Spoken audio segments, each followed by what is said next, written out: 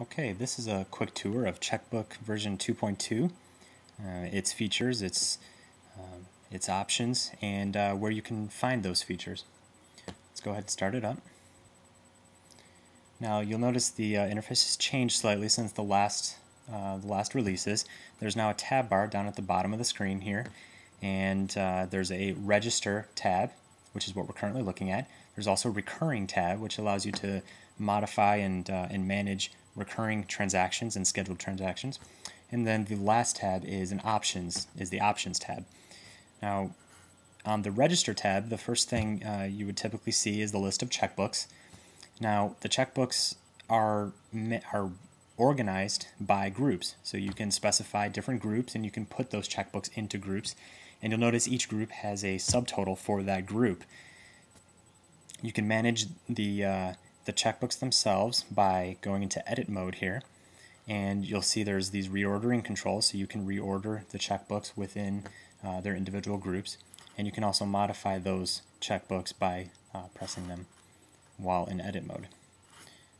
Now, when you're not in edit mode, the button up in the top right corner is now a button that represents the transfer function. So by pressing this, you will be allowed to create a transfer transaction, which will automatically add a negative transaction to the from account and a positive transaction to the to account.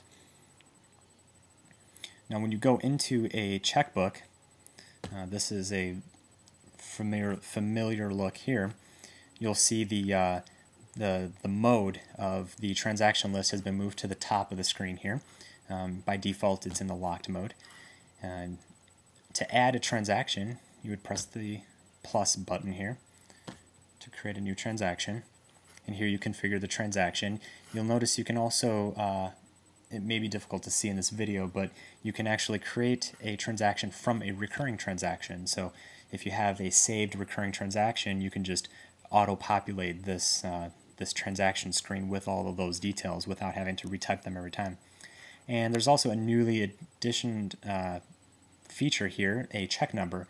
The check number, when you press the disclosure button, it will allow you to type in the check number. If you already have check numbers defined for your account or your checkbook, it will automatically pre-populate that field with the next check number in sequence.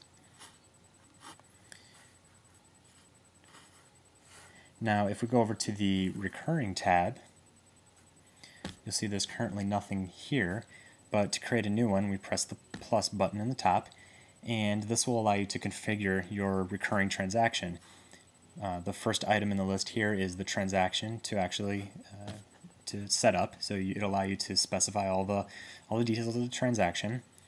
And down below here you'll see there's all these scheduling options. You can choose not to schedule it at all.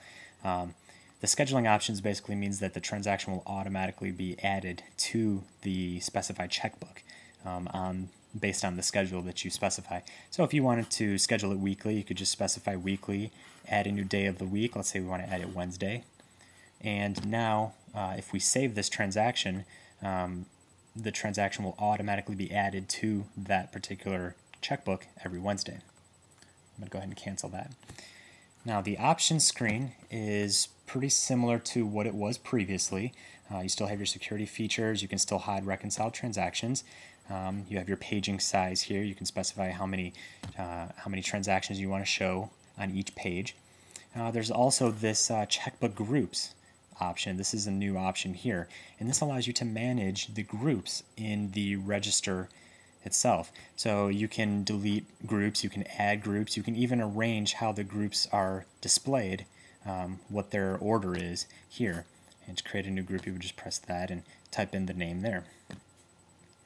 So that was a quick tour of Checkbook version 2.2 for the specific features and how to configure the specific features. Be sure to check out some of the other video tutorials.